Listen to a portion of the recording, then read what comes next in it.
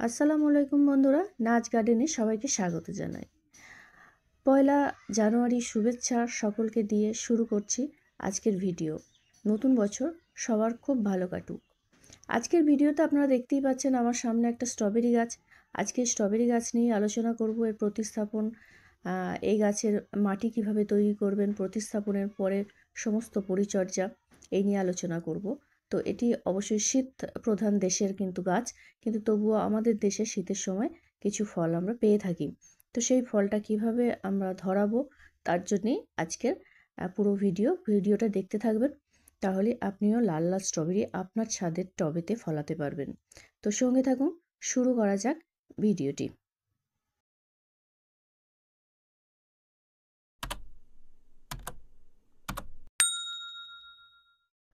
সর্বপ্রথম জানাই আপনাকে যে আপনি টবটা কেমন নির্বাচন করবেন।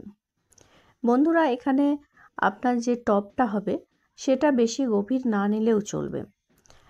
এর যে শিকড় সেটা কিন্তু বেশি গভীরে যায় না, তাই এটা মোটামুটি 5 থেকে 6 ইঞ্চি যে ডেপথের টব হয় সেটা নিলেই হবে। আমি এখানে 8 ইঞ্চি একটা টব নিয়েছি। আমার কাছে 8 ইঞ্চি ছিল, আমি 8 ইঞ্চিতেই নিয়েছি। তো এর যে চওড়া ব্যাপারটা সেটা একটু বেশি থাকলে কিন্তু গাছটা খুব সুন্দর হয়। তো দেখুন, এরকম ড্রেনেজ সিস্টেমটা যেন সব ঠিকঠাক থাকে দেখে নেবেন। এইভাবে ড্রেনেজটা তৈরি করে নেবেন, নিচে খোলামকুচি দিয়ে উপরে বালি দিয়ে একটা বেড করে নেবেন। আর সুন্দর আরও ভালোভাবে যাতে জল নিকাশি ব্যবস্থা করা যায় তার জন্য আপনি এখানে খড়ের কুচো বা আমি এখানে কাঠের কুচো নিয়েছি। তো যে কোনো এরকম ধরনের জিনিস আপনি নিয়ে এখানে ড্রেনেজটা ঠিকঠাক করে নেবেন, কারণ গাছে যদি জল দাঁড়ায় তাহলে কিন্তু গাছটা মারা যেতে পারে। তো তার জন্য, কারণ এর শিকড় কিন্তু খুব সরু সরু। এখন মাটিতে আসি। এই মাটিটা আমি সব সময়ের জন্য তৈরি করে রাখি। এখানে ভার্মি কম্পোস্ট আছে, নিম খোল, হাড় গুঁড়ো, শিংকুচি, সর্ষে খোল, এই সমস্ত কিছু দিয়ে আমি মাটিটাকে তৈরি করে রেখেছিলাম। এবং তার সঙ্গে আমি আরও একটু ভার্মি কম্পোস্ট ব্যবহার করছি, কারণ এই যে গাছটি এটা কিন্তু জৈব সার খুব পছন্দ করে। আমি এখানে জৈব সারই সব ব্যবহার করেছি, এখানে কিন্তু কোনো রকম রাসায়নিক সার আমার নেই। এবং সঙ্গে ফাঙ্গিসাইড দিতে কিন্তু মোটেও ভুলবেন না, কারণ এই গাছে ফাঙ্গাস লাগার প্রবণতা কিন্তু খুব বেশি। তো তার জন্য ফাঙ্গিসাইড মাটিতে অবশ্যই দিয়ে নেবেন, দিয়ে ভালো করে মাটিটাকে তৈরি করে নেবেন। এইরকম যদি আপনি আগের থেকে মাটি তৈরি করে রাখতে পারেন তাহলে কিন্তু খুবই ভালো হয়। আমি মাটি তৈরি করে সব সময়ের জন্যই রেখে দিই। মাটি তৈরি করার ভিডিও যদি দেখতে চান আমার চ্যানেলে অলরেডি দেওয়া আছে, দেখে নেবেন। আর এইভাবে মাটিটা তৈরি করে নিন। তৈরি করে নিয়ে এরপর আপনি গাছটাকে বসাবেন। আর এখানে দেখুন আমি কিছু কাঠের গুঁড়ো ইউজ করছি। আপনি চাইলে কাঠের গুঁড়ো বা ধানের তুষ বা কোকোপিট, যা কিছু আপনি চাইলে এখানে ইউজ করতে পারেন। এতে মাটিটা নরম হবে আর ময়েশ্চার ভাবটা মানে বজায় থাকবে, কিন্তু জল দাঁড়াবে না, জলটা কিন্তু সব বেরিয়ে যাবে। সেরকম একটা ওয়েল ড্রেনেজ মাটি আপনাকে তৈরি করে নিতে হবে। তো দেখুন আমি এইভাবে তৈরি করে নিচ্ছি। যাদের কাছে এগুলো থাকবে না তারা কিন্তু বালিও ব্যবহার করতে পারেন।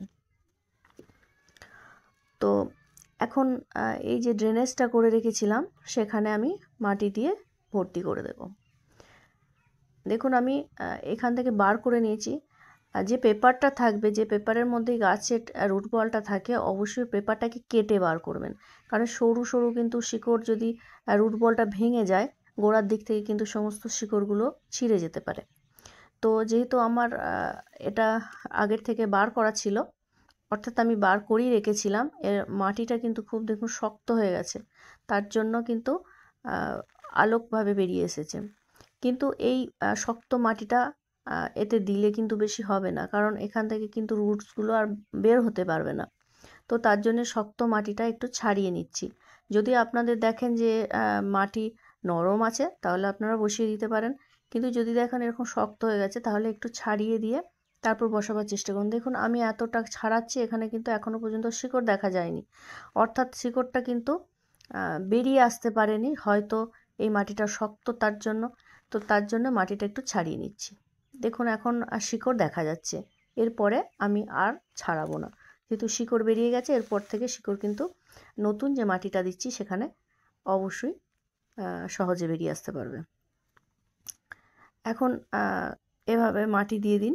আর মাটি প্রথম দেওয়ার সময় সমস্ত মাটিটাই একটু চেপে দেওয়ার চেষ্টা করবেন, কারণ ভেতরে যদি এয়ার থাকে বা হাওয়া থাকে তো তাহলে কিন্তু সেখানে ফাঙ্গাস লাগার সম্ভাবনাটা শিকড়ে অনেকটা থেকে যায়। যদিও ফাঙ্গিসাইড দেওয়া আছে, কিন্তু ওখানে হাওয়া থাকলেই কিন্তু ফাঙ্গাস লেগে যাওয়ার একটা ভয় থাকে। তো এইভাবে ভালো করে চেপে চেপে দেবেন। তারপরে আপনি গাছটাকে বসিয়ে দেবেন। যেভাবে গাছ বসায় সেভাবে মাঝখানে রেখে গাছটা বসাবেন। গাছের গোড়ায় মাটি দেওয়ার সময় খেয়াল রাখবেন এই যে গাছের গোড়াটা এখানটা যেন ফাঁকা থাকে, ওখান থেকেই কিন্তু নতুন পাতা ফল ফুল সব ওখান থেকেই আসে। তো তার জন্য কিন্তু গাছের গোড়াটা যতটা মাটি ছিল ঠিক আপনি ততটাই দেবেন, বেশি কিন্তু ভর্তি করে গোড়াটা যেন ঢাকা দিয়ে ফেলবেন না। তো এভাবে চেপে চেপে মাটিগুলোকে সুন্দর করে ভরাট করে দেবেন। আর এই গাছ সবসময় কিন্তু রোদে রাখতে হবে। রোদ প্রচুর ভালোবাসে, কারণ এটা যেহেতু দেখবেন অল্পতেই ফাঙ্গাস লেগে যায়, তাই একে কিন্তু সম্পূর্ণ রোদের মধ্যেই রাখতে হবে। গরমের সময় একটা সেমি সেটের মধ্যে রেখে দেবেন। বেশি জল এরা পছন্দ করে না, তার জন্য সেমি সেট এরিয়ায় রেখে দেবেন। কিন্তু 1 সপ্তাহ 10 দিন অন্তর অন্তর কিন্তু এখানে ফাঙ্গিসাইড স্প্রে করতে হবে, সে শীতেই হোক গরমেই হোক ফাঙ্গিসাইড দিতে হবে। আর সব সময় একটা কাজ করবেন, গোড়ার যে মাটিটা সেটা 1 ইঞ্চি যতক্ষণ না শুকোচ্ছে ততক্ষণ কিন্তু জল দেবেন না। যেহেতু এখানে কাঠের গুঁড়ো বা কোকোপিট ইউজ করা হচ্ছে, তাই এখানে বেশি জল দেওয়ার প্রয়োজনও হবে না।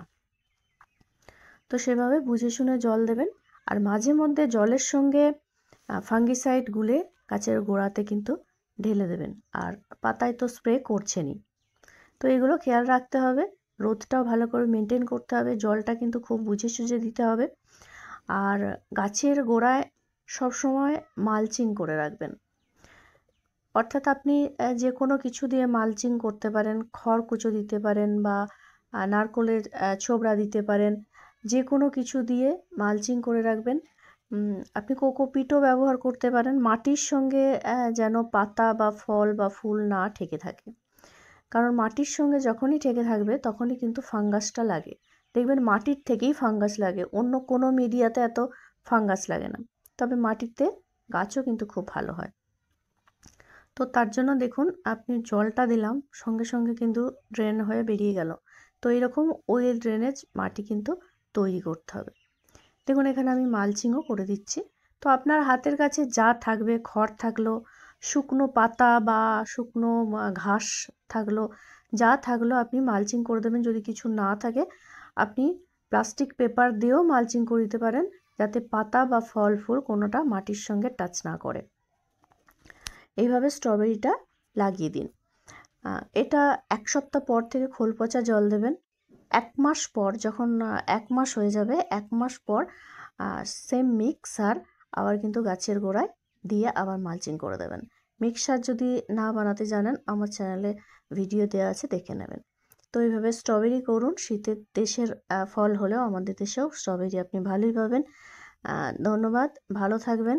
নতুন বছর সবার ভালো কাটুন এবং নতুন বছরে অনেক গাছ লাগাবার প্রতিশ্রুতি সবাই মিলে নিজেই নিজেকে দিন, তাহলে কিন্তু আমাদের পৃথিবী আরও সবুজে ভরে উঠবে। ধন্যবাদ, ভালো থাকবেন।